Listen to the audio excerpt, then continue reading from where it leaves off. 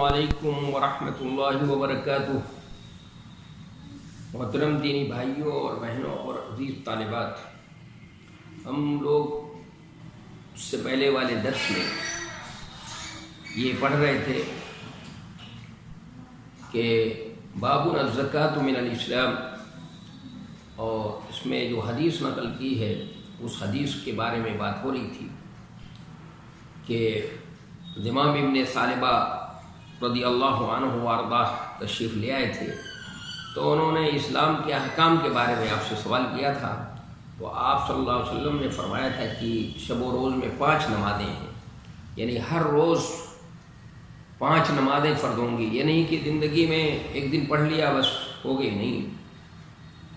5 नमाज़ें फ़र्ज़ हैं। तो उसने पूछा था हल ये गैरुहा, तो उन्होंने कहा आप कि उसके अलावा मेरे ऊपर कुछ फ़र्ज़ है, वाजिब है, तो आपने फरमाया नहीं, इल्ला अन ततव्वा। तो इल्ला अन ततव्वा के अंदर की इस्तिस्ना मुनक़ते है कि मुत्तसिल है, इसके बारे में बहस हो रही थी, बात हो रही थी। और इसमें फ़ुक़हा का क्या है, इख्तिलाफ़ है, अपने अपने दोनों की इज्तिहाद हैं। जो इज्तिहाद आपको ज़्यादा बेहतर मालूम होता हो, आप उस इज्तिहाद को क्या करें, मान लें। देखिए, मुज्तहिद के इज्तिहाद में, हर मुज्तहिद के इज्तिहाद में सही होने और गलत होने का इम्कान होता है, एहतिमाल होता है। लेकिन ये कि हम ये कहें किसी के इज्तिहाद को कि नहीं, ये फ़लाँ का इज्तिहाद गलत है और फ़लाँ ही का इज्तिहाद सही है, ये हमें नहीं करना चाहिए। हाँ, इतनी बात कह सकते हैं कि फ़लाँ इज्तिहाद महल्ले नज़र है और दूसरे का इज्तिहाद जो है ये उस्तवारतर है, ये ज़्यादा सही है। ये इस तरह की बातें कर सकते हैं, इस तरह की बात कह सकते हैं। ये हमें ये नज़र और ये रुझान अपनाना चाहिए। तो ये बात हो रही थी कि अहनाफ के यहाँ जो है वित्र को जो वाजिब कहते हैं, ज़रूरी करार देते हैं, तो वो उस नमाज इशा की नमाज का उसको जुज़ मानते हैं, अलग से नमाज फ़र्ज़ नहीं कर रहे, उसी के ताबे है, चूँकि उसी के बाद ही पढ़ी जाती है। और यहाँ तक जो उन्होंने इस्तिदलाल किए थे, उन इस्तिदलालों का जवाब भी मैंने दे दिया था, बता दिया था। तो ये बात यहाँ पर हो चुकी थी। और जो लोग अपने अपने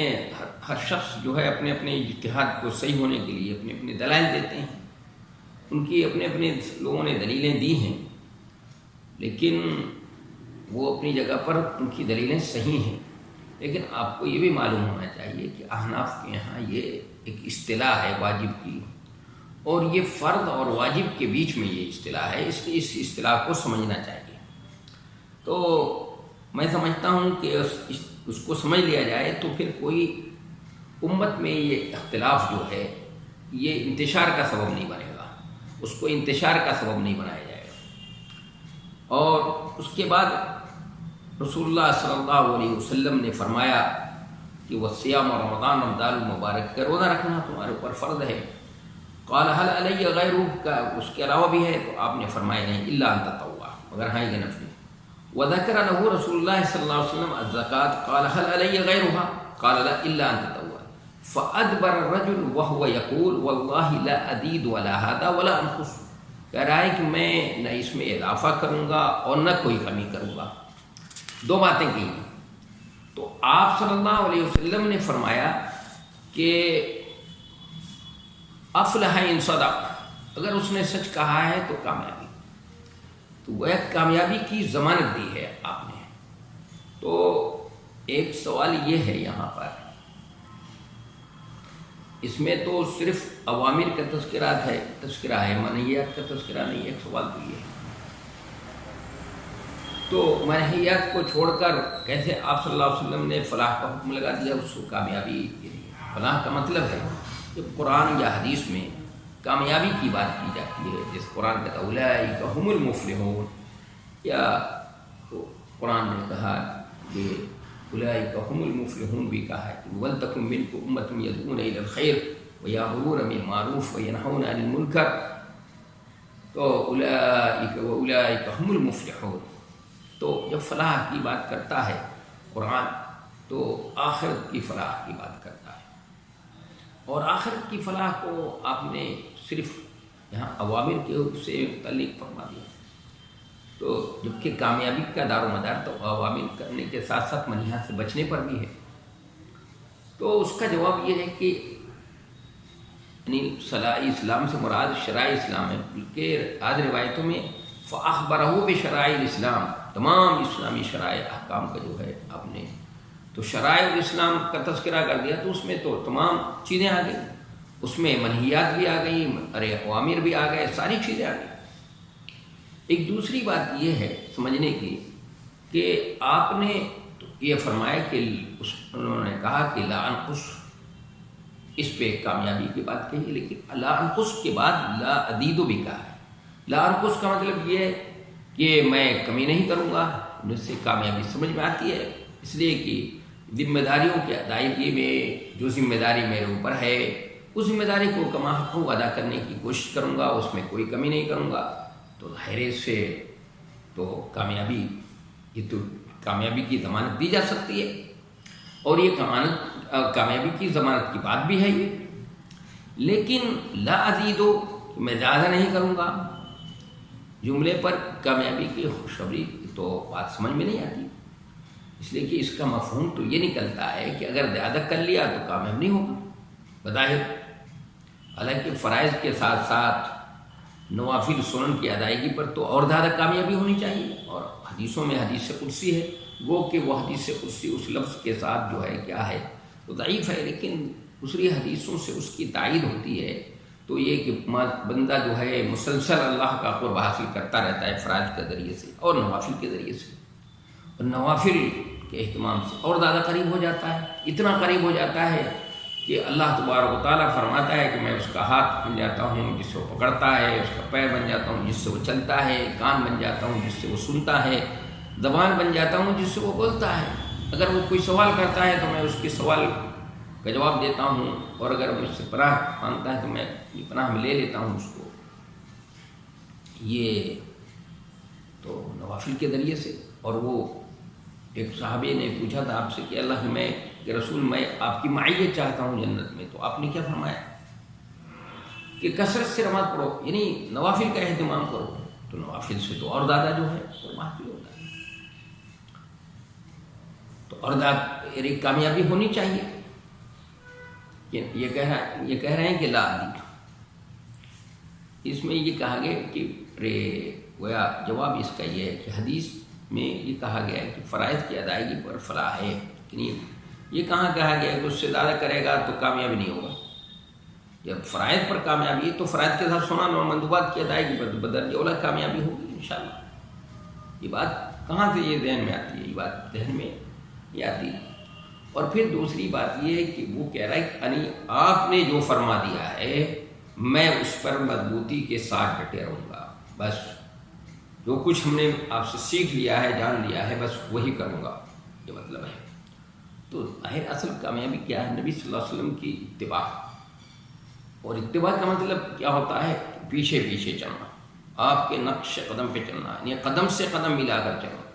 یعنی جو آپ نے کیا ہے وہی کرنا، اور جن چیزوں سے منع کیا ان سے چیزوں سے رک جانا. تو یہ ہم نے ترجمۃ الباب پڑھا، اور اس ضمن میں حدیثیں پڑھیں. وہ حدیث اور ترجمۃ الباب میں جو مناسبت ہے وہ تو ظاہر ہے. بتایا تھا پہلی کہ ویوت الزکوٰۃ حدیث اور آیت میں، اور اس حدیث اور ترجمۃ الباب سے تو اس میں بھی زکوٰۃ کا تذکرہ ہے، اور دوسرے اسلامی شعائر کا تذکرہ ہے، نماز ہے، روزہ ہے، اس کا تذکرہ ہے. تو یہ چیزیں سب اسلام کے اندر کیا ہیں؟ ایمان کے اندر یہ سب داخل ہیں. جب ایمان کے اندر یہ داخل ہیں، ایمان کا جز ہیں، تو ایمان جو ہے نفس ایمان میں کمی اور زیادتی ہوتی ہے. اور ایمان جو ہے وہ اس کے درجات ہیں. ایک کامل درجے کا ایمان ہوتا ہے، ایک درمیانی قسم کا ہوتا ہے، اور ایک معمولی قسم کا ہوتا ہے، جیسے کہ اس سے پہلے بھی امام بخاری رحمۃ اللہ علیہ سمجھا چکے ہم کو اور بتا چکے ہیں. تو مختلف پہلو سے وہ اس نظریے کو، جو صحیح نظریہ ہے اسلام کا، جو صحیح چیز ہے، اس کو ثابت کرنا چاہتے ہیں. اور جو غلط نظریات، جو غلط فکر لوگوں کے اندر فروغ پا رہی تھی، پروان چڑھ رہی تھی، اور اس وقت جس وقت جو زمانہ ہے ان کا، اس وقت یہ مرجیہ کا اور یہ اس طرح کے خوارج کا اور معتزلہ کا جو ہے ان لوگوں کا دورہ ہے، اور یہ لوگ جو ہیں بہت اس فکر کو اقتدار کے راستے سے بھی اور طاقت قوت کے راستے سے اس کو عام کرنے کی کوشش کر، تو اس کی تردید ضروری تھی، اور اتنی شد و مت کے ساتھ اتنی طاقت اور قوت سے جو ہے ان کی تردید ضروری تھی۔ اس لیے امام بخاری رحمۃ اللہ علیہ نے مختلف پیرائے میں مختلف انداز سے ان کی کیا کی ہے، حسن رویے کی تردید کی ہے، اسی طاقت کے ساتھ، اس لیے کہ جس طاقت کے ساتھ وہ فکر اٹھ رہی تھی، وہ سوچ لوگوں کے دلوں میں جگہ بنا رہی تھی، اسی طاقت کے ساتھ اسی قوت کے ساتھ ضروری ہے کہ اس کی تردید بھی کی جائے۔ تو ہمارے محدثین نے، اللہ تعالیٰ ان کو جزائے خیر دے، ہمارے ائمہ نے اپنے زمانے میں ان کے زمانے میں جو بھی فتنے اٹھے ہیں، جو اسلام کے خلاف تحریکیں اٹھیں، جو اسلام کے خلاف جو ہے کوششیں ہوئیں، کاوشیں ہوئی ہیں، جو کوئی غلط فکر کہ یہ سوچ ذہنوں میں دماغوں کے اندر پروان چڑھی، تو وہ لوگ اس کے داعی جو ادھر ادھر اور مبلغین جو ہے ادھر ادھر پھرے اور انہوں نے اس کو فکر کو عام کرنے کی کوشش کی، تو اسی طرح سے ان کا مقابلہ انہوں نے کیا ہے، ڈٹ کر اس طرح مقابلہ کیا ہے اور اس کی تفنید کی کوشش کی ہے، اس کی تردید کی ہے، اس لیے اس کو وہیں پہ دفن کر دیا ہے۔ آپ جانتے ہیں فلاسفہ اٹھے، انہوں نے وہ اپنی فکر کو، اپنی سوچ کو یہ کرنے کی کوشش کی، تو ہمارے اسلاف نے اپنی کوششوں اور کاوشوں سے اس فلسفے کو اس کی قبر میں دفن کر دیا اور اس کو صف ہستی سے کیا گیا، مٹا دیا۔ اور اس طرح کے معتزلہ اور خوارج جو ہے، ان کی سوچ اور فکر کے لوگ یہ کیا ہو گئے، ان کو جو غلبہ حاصل تھا وہ غلبہ ان کا ختم ہو گیا، اس کو دفن کر دیا انہوں نے۔ ہاں بس یہ ہے کہ کچھ وہ فکر اور وہ جرثومہ، وہ جراثیم آج کے دور میں بھی لوگوں کے ذہنوں میں موجود ہیں۔ بہت سے لوگ ہیں، ان کو آپ غور سے پڑھیں گی تو وہ جراثیم، معتزلہ کے جراثیم کچھ لوگوں کے ذہن و دماغ میں، کچھ لوگوں کے ذہن و دماغ کے اندر خوارج کی جراثیم، اور کچھ لوگوں کے ذہن و دماغ میں مرجئہ اور کرامیہ کی جراثیم بھی آج بھی موجود ہیں، آج کے دور میں بھی اسی طرح کی سوچ اور فکر رکھتے ہیں۔ تو اس لیے ضرورت اس کی ہے کہ آج کے دور میں بھی طاقت کے ساتھ، بڑی قوت کے ساتھ اور استدلالی قوت کے ساتھ اور دلائل کے ساتھ، مضبوط دلائل کے ساتھ، ٹھوس اور مضبوط دلائل کے ساتھ ان کی کیا کیا جائے، مقابلہ کیا جائے اور ڈٹ کر ان کا مقابلہ کیا جائے۔ اس طرح سے ان کی تفنید کی اور ان کی جو ہے اصلاح کی تردید کی کوشش ہونی چاہیے، جس طرح امام بخاری رحمۃ اللہ علیہ نے تردید کی ہے۔ تو یہ ہم نے ترجمہ الباب پڑھا ہے اور حدیث پڑھی، اس سے ہمیں کچھ عملی زندگی میں فائدہ ہوتا ہے۔ کیا فائدہ ہم اس سے حاصل کر سکتے ہیں جو حدیث ہم نے پڑھی ابھی؟ تو اس سے ایک فائدہ تو ہم یہ حاصل کر سکتے ہیں کہ حصول علم کے لیے سفر کرنا جائز ہے۔ وہ آدمی حصول علم کے لیے نجد سے آئے تھے، اس زمام ابن ثعلبہ کیوں آئے تھے؟ ظاہر علم حاصل کرنے کے لیے آئے تھے، تو معلوم ہوا کہ علم کے لیے، حصول علم کے لیے سفر کرنا صحیح ہے، جائز ہے۔ اور ابھی کتاب العلم کے اندر امام بخاری رحمۃ اللہ علیہ مختلف بات قائم کر کے وہ بتائیں گے کہ علم جو ہے وہ گراں قدر سرمایہ ہے، بہت قیمتی چیز ہے۔ گھر بیٹھے اگر یہ قیمتی چیز حاصل نہیں ہو پا رہی ہے تو کیا کرنا چاہیے؟ اس کے لیے سفر کرنا چاہیے۔ اگر اس کے لیے سفر کرنا پڑے، رات کی نیند قربان کرنا پڑے، دن کا آرام تج دینا پڑے، وہ صحیح ہے۔ وہ سفر کے سلسلے میں جو حدیثیں ہیں ان حدیثوں کو بھی پیش کریں گے وہ، جس سے بظاہر لوگوں کو پتہ چلتا ہے کہ سفر سے گویا منع کیا جا رہا ہے، حالانکہ سفر سے منع نہیں کیا جا رہا ہے۔ یہ کہا جا رہا ہے کہ سفر جو ہے اس میں کھانے پینے کا نظام بن جاتا ہے، سونے کا نظام بدل جاتا ہے، خیش و اقارب کو چھوڑنا پڑتا ہے، یہ ٹھیک ہے، لیکن آپ نے یہ فرمایا ہے کہ جب ضرورت پوری کر لے تو یہ کرے۔ اور سفر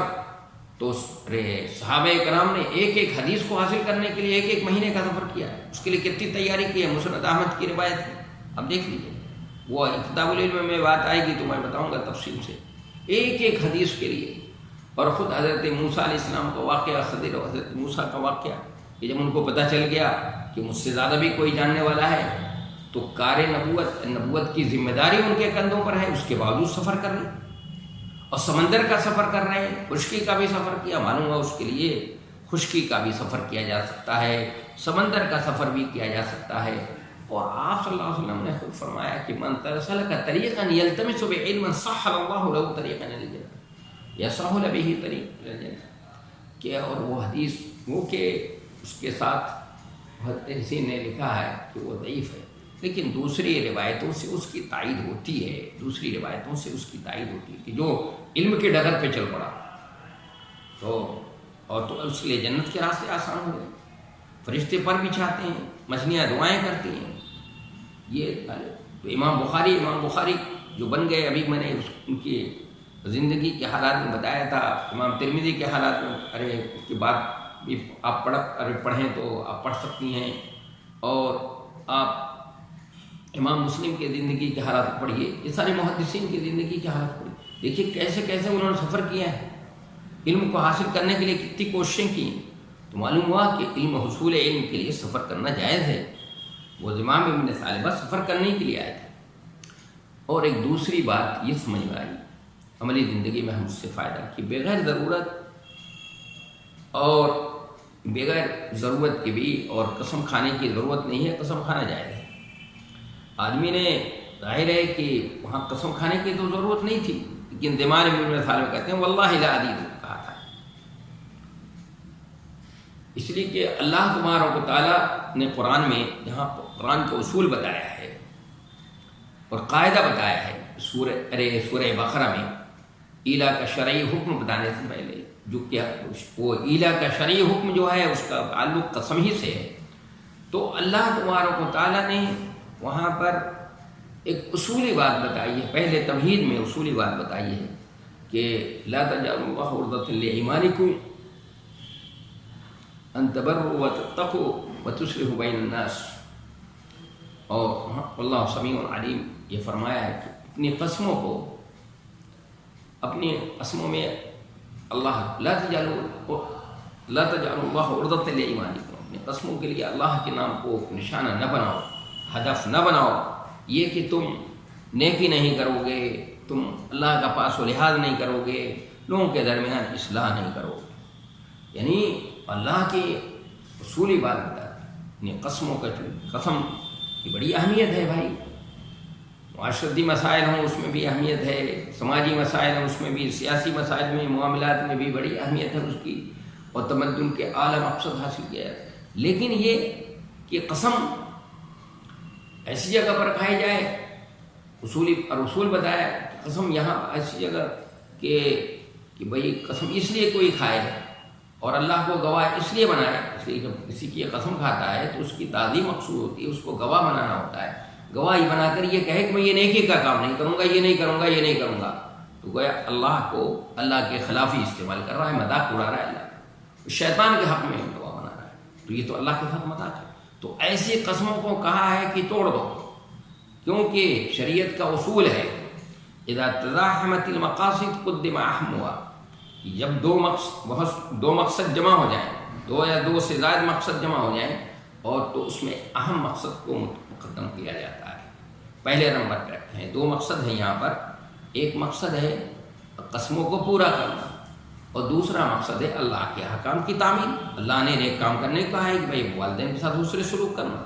بیوی کے ساتھ اچھا معاملہ کرنا، یہ اللہ کا حکم ہے۔ تو کوئی ایک قسم کھا لے کہ میں اپنی بیوی کے ساتھ اچھا سلوک نہیں کروں گا، اپنی بیوی سے قطع تعلق کروں گا، تو اس کو کیا کرنا چاہیے؟ اس قسم کو توڑ دینا چاہیے، قسم کو پورا کرنا صحیح ہے، یہ بھی ضروری ہے، اور لیکن اللہ کے احکام کی تعمیل یہ بھی ضروری ہے۔ تو یہاں پر کیا کیا قرآن نے بتایا تمہید میں، اور آگے بتایا کہ لا یؤاخذکم اللہ باللغو فی ایمانکم ولکن یؤاخذکم بما کسبت قلوبکم، کہ اللہ تعالیٰ تمہارے لغو جو آدھی اپنی عادت کے مطابق جو تکیہ کلام ہے، اپنی عادت کے مطابق اپنی زبان بات کو مؤقت کرنے کے لیے جو تم قسمیں کھاتے ہو نا، اس پہ اللہ مواخذہ نہیں کرے گا، لیکن ہاں جو دل کے ارادے سے کرو گے، دل کے ساتھ پختگی کے ساتھ کرو گے، اس پر مواخذہ ہوگا۔ تو یہاں پر دیکھیے انہوں نے قسم کھائی ہے، ہمیں بات معلوم ہوئی کہ قسم کھائی انہوں نے، اور وہ ضرورت نہیں تھی قسم کھانے کی، لیکن اس مسئلے میں انہوں نے قسم کھا لی، تو معلوم ہوا کہ کیا ضرورت بھی اپنی بات کو موقت کرنے کے لیے سامنے والوں کو، تاکہ وہ اس کو یقین کر لے اور اپنے بات میں طاقت پیدا کرنے کے لیے قسم کھائی جا سکتی ہے۔ کھانے میں کوئی حرج کی بات نہیں، کوئی مذاق نہیں۔ اور ایک اور بات بھی معلوم اس سے، کسی مسئلے میں شک ہو تو اہل علم سے دور کر لینا چاہیے، اس لیے کہ انہوں نے کیا پوچھا کہ میرے اوپر کیا اس کے علاوہ بھی ہے کچھ فرق، تو آپ نے فرمایا نہیں یہ نہیں ہے، اس کے علاوہ تمہارے اوپر کوئی فرق نہیں۔ معلوم ہوا کہ اگر کوئی چیز نہ معلوم ہو، کسی چیز میں شک ہے، آپ کو دین کا کوئی مسئلہ ہے، دین کا کوئی کسی حکم کے بارے میں ہے، آپ کوئی کام کرنے جا رہی ہیں یا کرنے جا رہے ہیں اور اس کے بارے میں آپ کو شبہ ہے، تو کیا کرنا چاہیے؟ اہل علم سے اس کو معلوم کر لینا چاہیے، سمجھ لینا چاہیے، یہ زیادہ بہتر ہے۔ اور اگر یہ بغیر سمجھے اور کر لیا آپ نے اور معلوم ہوا کہ آپ نے غلط کام کر لیا، تو اس میں پکڑ ہو سکتی ہے۔ تو اس لیے اہل علم سے کیا ہے معلوم کرتے رہنا چاہیے، اور اہل علم کی مجلسوں میں بیٹھنا چاہیے، ان سے سوال جواب کرتے رہنا چاہیے، کہ تاکہ ہمیں صحیح بات معلوم ہو اور ہم صحیح بات پہ تاکہ اس کے مطابق صحیح طور پہ عمل کر سکیں۔ ایسا نہ ہو کہ کوئی غلط کام کر لیں، کوئی شک و شبہے والا کام کر لیں، ایسا کوئی کام کر لیں جس پہ ہماری پکڑ ہو جائے، اس لیے اس کو سمجھنا چاہیے۔ اب آگے میں باب پڑھتا ہوں، یہ سب ہم نے اس ترجمۃ الباب کی تذکرہ کیا تھا امام بخاری رحمۃ اللہ علیہ نے، اس میں جو حدیثیں نقل کی تھی اس سے یہ فائدے ہم اپنی عملی زندگی کے اندر کیا ہے اٹھا سکتے ہیں۔ اور ایک سب سے بڑی بات اس سے یہ سمجھ میں کہ 5 وقت کی نمازیں ہمارے فرد کے اوپر فرض ہیں، اس کے علاوہ کوئی نماز فرض نہیں ہے، اور یہ 5 وقت کی نمازیں ہیں، لیکن اجر و ثواب کے اعتبار سے 50 ہیں، اور رمضان المبارک کا روزہ ہے، اور زکوٰۃ ہمارے اوپر فرض ہے، اس کے علاوہ نفلی صدقات اور خیرات ہیں جو بھی کر سکتے ہیں ہم کریں، اس کے علاوہ نفلی روزے ہیں تو ہم کر سکتے ہیں، جو نبی صلی اللہ علیہ وسلم 13، 14، 15 کا روزہ رکھتے تھے آپ صلی اللہ علیہ وسلم ہر مہینے، تو یہ بھی ہے ہم کر سکتے ہیں۔ آگے میں پڑھتا ہوں، باب اتباع الجنائز من الایمان، بسم اللہ الرحمن الرحیم وبہ نستعین۔ باب اتباع الجنائز من الایمان، بہ قال حدثنا حمد بن عبد اللہ بن علی المنجوفی قال حدثنا روح قال حدثنا عوف عن الحسن ومحمد عن ابي هريره ان رسول الله صلى الله عليه وسلم قال من اتبع جنازة مسلم إيمانا واحتسابا وكان معه حتى يصلى عليها ويفرغ من دفنها فإنه يرجع من الأجر بقيراتين كل قيرات مثل أحد، ومن صلى عليها ثم رجع قبل أن تدفن فإنه يرجع بقيرات۔ تابعه عثمان المؤذن قال حدثنا عوف عن محمد عن ابي هريره عن النبي صلی اللہ علیہ وسلم نحوہ۔ یہ ترجمۃ الباب ہے، اس میں سمجھنے کی چیز ہے، پھر اور حدیث جو نقل کی ہے اس کو سمجھنے کی، پھر اس کے مطابق نقل کیا ہے امام بخاری رحمۃ اللہ علیہ نے اپنے استاد محترم و استاد عثمان المؤذن مطابعات نقل کی ہے، اس کا کیا مطلب ہے، اور نحو اور محدثین جو ہے عام طور پہ نحو اور مثل کا استعمال کرتے ہیں، تو دونوں میں فرق کیا ہوتا ہے، چونکہ بخاری میں بھی پہلی مرتبہ اس طرح کی بات آئی ہے، مسلم میں تو بہت اس کا استعمال ہے، نحو اور مثل کا زیادہ استعمال ہوتا ہے، تو وہاں پر سمجھا جاتا ہے، لیکن یہاں پر چونکہ پہلی مرتبہ آیا ہے تو اس لیے اس کو سمجھنے کی کوشش کی جائے گی۔ تو پہلے ترجمہ کرتا ہوں، باب اتباع الجنائز من الایمان، کہ باب جنازے کے ساتھ جانا ایمان میں داخل ہے، جنازے کے ساتھ جانا ایمان میں داخل ہے۔ بہی قال حدثنا احمد بن عبد اللہ بن علی المنجوفی کہا کہ ہم سے حدیث بیان کی احمد ابن عبداللہ ابن علی المنجوفی نے. قال حدثنا روح، انہوں نے کہا ہم سے حدیث بیان کی روح نے. انہوں نے کہا ہم سے حدیث بیان کی اوف نے. انہوں نے حسن اور محمد سے، انہوں نے حضرت ابو ہریرہ رضی اللہ عنہ سے کہ رسول اللہ صلی اللہ علیہ وسلم نے ارشاد فرمایا کہ جو شخص ایمان کی وجہ سے اور ثواب کی نیت سے کسی مسلمان کے جنازے میں جائے، جو شخص ایمان کی وجہ سے اور ثواب کی نیت سے کسی مسلمان کے جنازے میں جائے اور نماز اور دفن سے فارغ ہونے تک اس کے ساتھ رہے، تو وہ 2 قیراط ثواب لے کر واپس ہوگا. اور ہر قیراط احد پہاڑ کے برابر ہوگا. اور جو شخص اس کی نماز جنازہ پڑھ کر دفن سے پہلے لوٹ آئے تو وہ 1 قیراط اجر لے کر واپس ہوگا. عثمان معدن نے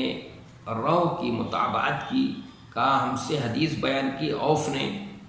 انہوں نے محمد ابن سیرین سے، انہوں نے حضرت ابو ہریرہ رضی اللہ عنہ سے، انہوں نے نبی صلی اللہ علیہ وسلم سے اسی روایت کی طرح، انہوں نے نبی صلی اللہ علیہ وسلم سے اسی روایت کی طرح، نحوہ کا مطلب اسی روایت کی طرح. تو یہ ترجمۃ الباب تھا جس کو ہم نے پڑھا ہے، اور اس میں امام بخاری رحمۃ اللہ علیہ یہ ترجمۃ الباب قائم کر کے کیا بتانا چاہتے ہیں.